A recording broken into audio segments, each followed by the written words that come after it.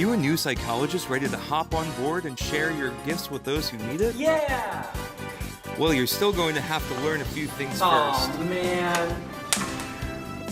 Don't worry, with this instructional video series, you too can learn the skills to go from a good psychologist to a great one. Come along with us on this educational adventure while we uncover the secrets of therapy.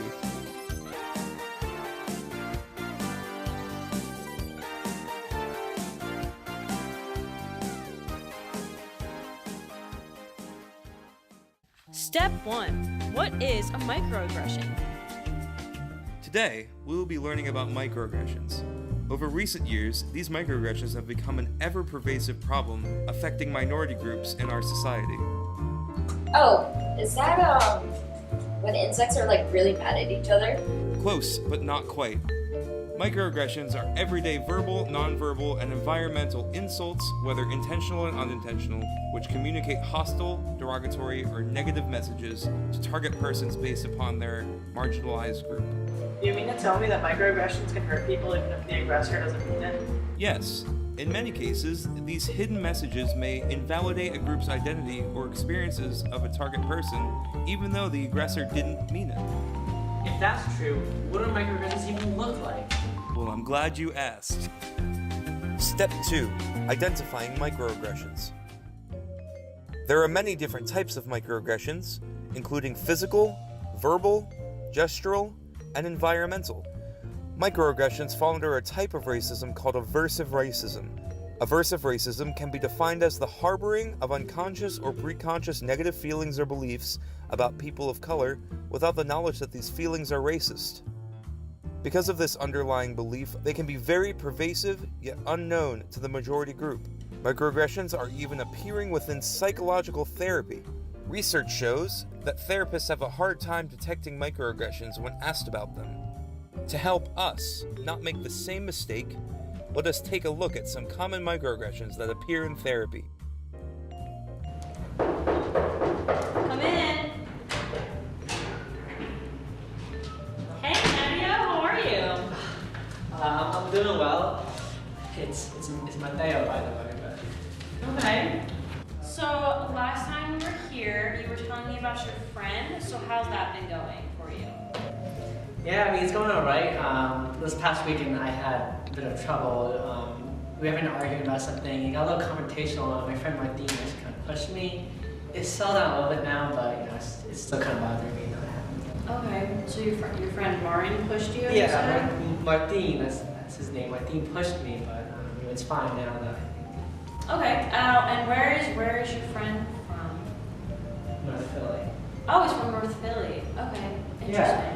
Okay, well, I feel like that's pretty typical behavior of someone from North Philly, wouldn't you say? I don't follow what you're trying to say. Well, I'm not saying like Spanish people are dangerous by any means, but you know what I'm trying to say. No. In this demonstration, some examples of common microaggressions in therapy were addressed. These appear more often than you would think.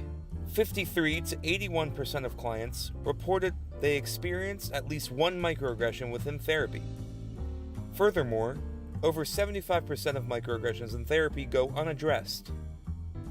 These microaggressions have the potential to create tension between therapist and client, eventually leading to premature cancellation of therapy and distrust in therapy overall. In order to set things right, you and other therapists must adopt a sense of cultural humility. Cultural humility can be defined as the ability to maintain an interpersonal stance that is other-oriented in relation to aspects of cultural identity. Step 3. Community outlook. Let's take a look at what the community around us has to say about the ever-growing problem that is microaggression. My name is Kathy Sikorsky. I have been an attorney for over 35 years, and I've also been a significant caregiver for many people over the last 25 to 30 years. Before this, did you even know what microaggressions were? Have you heard of them before? As a definition, honestly, no, I did not. I mean, I know what they are now after looking it up, and of course, it's a common experience. For people to have microaggressions in society, but quite frankly, I just didn't know they had a name. Seeing that microaggressions are kind of unknown in society at the moment. They're kind of pervasive in that way because they're so unknown.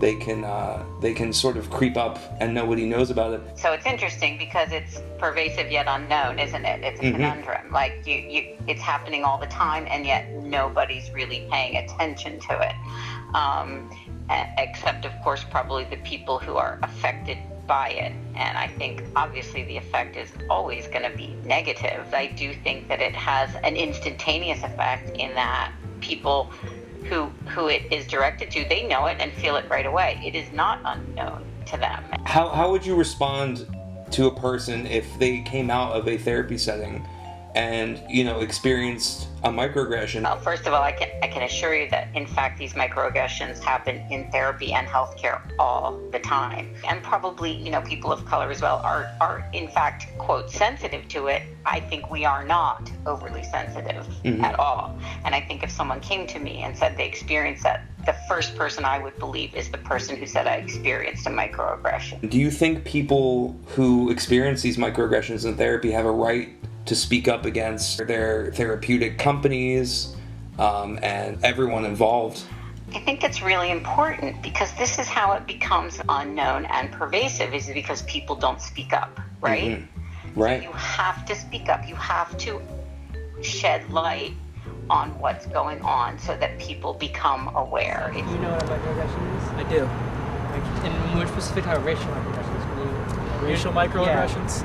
I would explain a racial microaggression as like something that's maybe not necessarily wholeheartedly offensive in and of itself, but they can cause somebody to be kind of upset in smaller ways. If let's say in a therapy setting, a therapist did commit a microaggression, do you think that the client has the right to speak up? I'm sure they have the right to speak up about it, and I think that's the thing about microaggressions is that like most people don't necessarily mean to do it, it just kind of happens, and people that experience it understand it better than the person that's saying it. Yeah, I think that like everyone should be able to voice their own opinion, because even if it wasn't meant like there should be able to speak how they feel on something that's hurting them. Step 4. Action plan. We've come up with a few tips to help you avoid microaggressions in your own therapy sessions. Step 1. Change your biases regarding microaggressions. Be mindful of your own biases and change them for the better. Step 2. Keep in mind that people may experience things different than you. Be sure to listen to others' experiences, even if they aren't your own. Step 3. Be open to discussion. People came to you to talk. Let them. Step 4. Don't be defensive about your own biases. If you use microaggressions, recognize a need for change, and change for the better. Step 5. Stand up for those who are experiencing microaggressions. And finally, Step 6. Educate others. Teach those around you what microaggressions are and how to avoid them. We've created a poster to hang in your office to remind you and anyone else that this is a microaggression-free zone. Step 5. Wrap up. It's time for today's psychology summary. So, what did we learn today about microaggressions? We learned that microaggressions are everyday verbal, nonverbal, and environmental insults that target people of color by derogatory, hostile actions, words, or otherwise. Research shows that microaggressions have a negative impact on the bond between the therapist and the client. Microaggressions can make minority groups feel uncomfortable in the therapy setting and can cause distrust between the therapist and the client, making them avoid a lot of their therapy sessions. The only way to address microaggressions is to make them known. Thanks for tuning in, and watch out for microaggressions. Thanks for tuning in today for this important lesson on microaggressions. As always, we hope you learned something new that you can use to make the world a better place every day. Thank you for taking this path on the road to becoming a great psychologist. See you next time on Uncovering the Secrets of Therapy.